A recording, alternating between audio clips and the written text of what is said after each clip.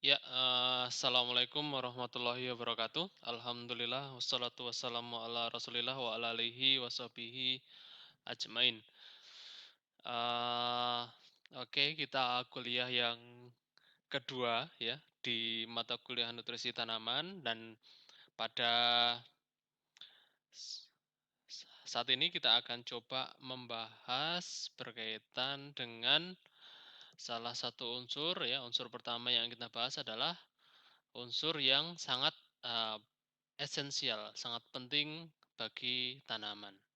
Di pertemuan yang telah lalu kita sudah membahas tentang pendahuluan di nutrisi tanaman berkaitan dengan macam-macam unsur, hara makro, hara mikro, kemudian bagaimana unsur itu ditranslokasi, kemudian bagaimana secara umum pengangkutan unsur-unsur tersebut. Nah, sekarang kita akan mencoba lebih spesifik ke masing-masing unsur. Jadi nanti selama satu semester ini kita akan bahas berkaitan dengan peran masing-masing unsur untuk tanaman dari hara makro dan hara mikro. Yang pertama kita akan membahas tentang nitrogen.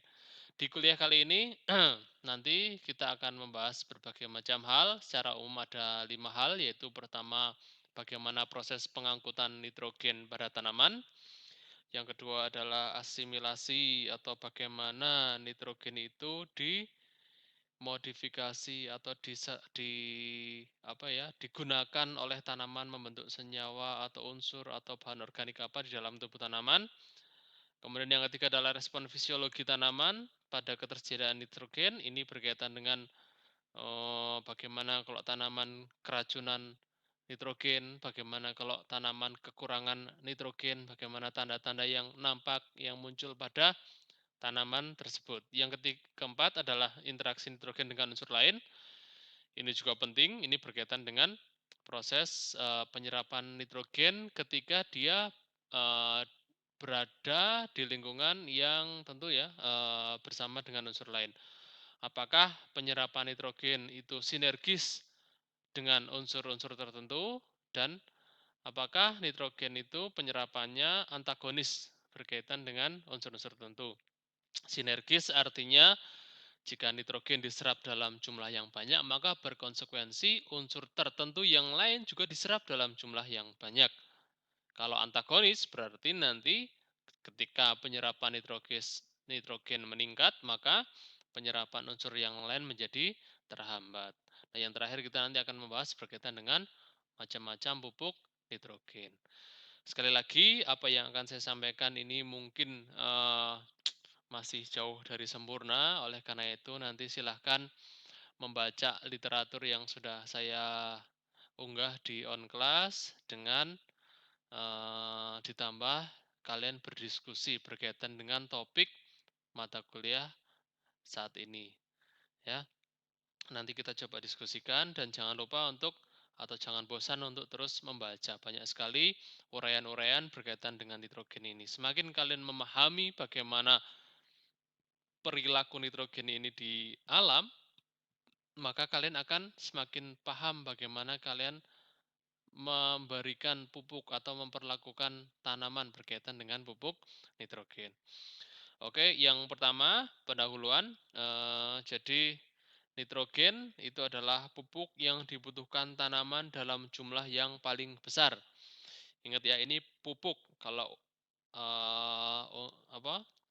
unsur ya, atom dan sebagainya, kita bisa paham bahwa tanaman, makhluk hidup itu sebagian besar tersusun atas rantai karbon, berarti dia eh, paling banyak komposisinya adalah unsur C, karbon, H, hidrogen, dan oksigen. Tapi dia di CHO ini kalau pada tanaman dia di supply atau dicukupi dengan CO2 kalau untuk karbon dan oksigen dan hanya dari H2O yaitu dari air. Ya. Nah, tapi kalau untuk unsur hara atau pupuk yang dibutuhkan oleh tanaman, maka nitrogen adalah yang paling besar. Oleh karena ini kita penting memperhatikan pemupukan pada tanaman menggunakan pupuk nitrogen ini. Dalam konsentrasi yang seberapa banyak dia tidak meracuni, tapi juga tidak menimbulkan defisiensi. Tentu ini nanti akan dibahas juga di mata kuliah yang lain, misalnya pupuk dan pemupukan atau kesuburan tanah juga akan menyinggung berkaitan dengan unsur hara tersebut. Nitrogen yang kedua adalah unsur hara yang esensial. Kategori esensial bagi tanaman sudah kita bahas di kuliah yang sebelumnya, yang misalnya dia dibutuhkan dalam jumlah yang besar oleh tanaman tersebut, kemudian tidak tergantikan oleh unsur yang lain, ya kan. Kemudian ada 4 hal yang lain yang bisa kita kategorikan unsur tersebut sebagai unsur yang esensial, ya. Oke. Atau berperan tadi ya dalam proses metabolisme, dan satu lagi apa tadi ya di kuliah yang sebelumnya. Yang ketiga, nitrogen secara alami diserap melalui akar, ya, secara alami melalui akar.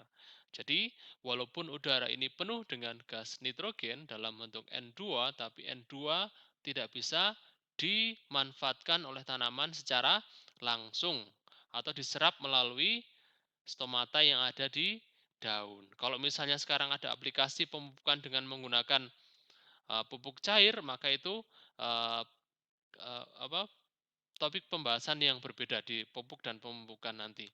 Tapi secara alami, tanaman itu mengambil nitrogen itu di tanah menggunakan akar. Nah, berdasarkan literatur bahwa sejak 88.000 tahun yang lalu petani sudah terbiasa menggunakan pupuk, ya, terutama di sini disebutkan pupuk kandang sebagai sumber nitrogen. Jadi ini mungkin belum tahu saat itu nitrogen apa, tapi dia menggunakan pupuk kandang ini diaplikasikan terus-menerus, dan berdasarkan pengalaman itu memberikan pengaruh yang baik bagi tanaman yang ditumbuhkannya atau dibudidayakannya. Selanjutnya, pupuk kandang itu bisa disubstitusi.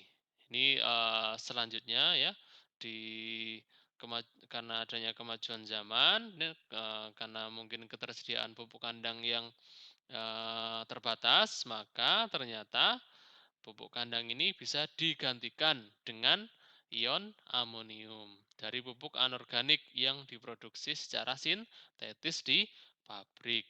Jadi kita bisa menggunakan amonium untuk mensuplai nitrogen kepada tanaman untuk menggantikan pupuk kandang. Walaupun kalau pupuk kandang itu tentu ya konsentrasinya jauh lebih rendah dibandingkan dari pupuk NH4 yang dari pabrik, dan mungkin bentuknya masih bentuk dalam bentuk yang kompleks sehingga harus terurai dulu sehingga bisa diserap oleh tanaman. Tapi penggunaan pupuk kandang ini cenderung lebih aman bagi tanaman. Apalagi nanti kalau dikaitkan dengan bagaimana dia berinteraksi dengan tanaman apa dengan unsur yang lain.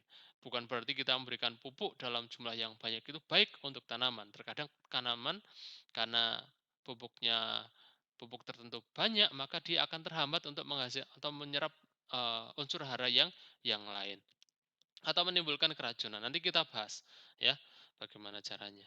Oke. Nah, nodul akar tanaman legum dapat mengubah N2 di udara menjadi amonium. Ini penting.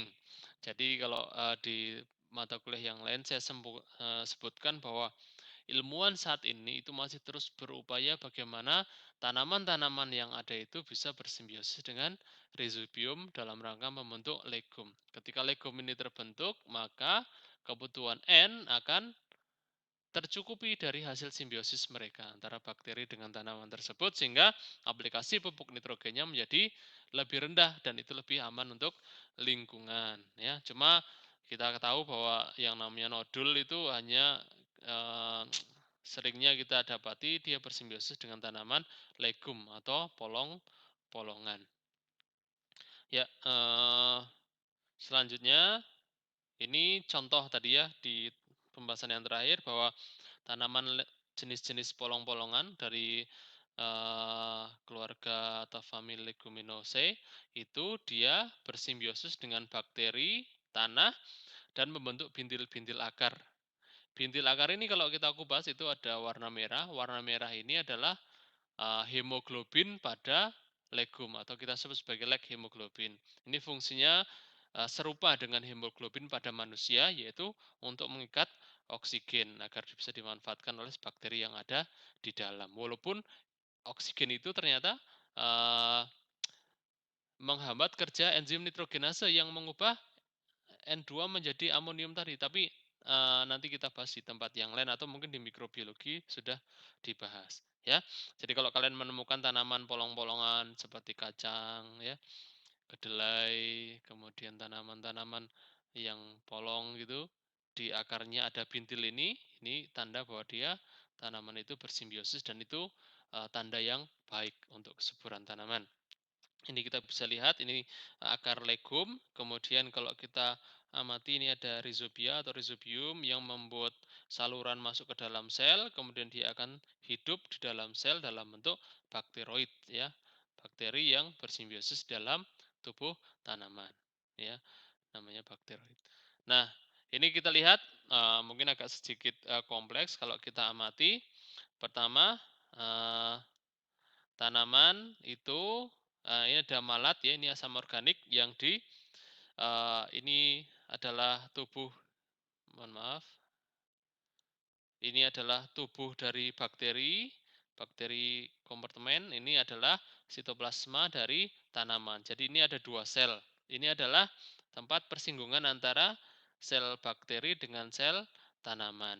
Di sini akan terjadi pertukaran. Nah, kita lihat apa saja yang ditukarkan. Ini adalah proses glikolisis ya dan siklus Krebs. Ini berarti reaksi respirasi. Dari respirasi si bakteri ini, dia akan menghasilkan energi berupa ATP. ATP ini digunakan untuk mengaktifkan nitrogenase atau mengaktifkan reaksi ya. Enzim yang digunakan di sini dinamakan nitrogenase itu untuk mengubah nitrogen di udara menjadi NH3 atau amonia ya.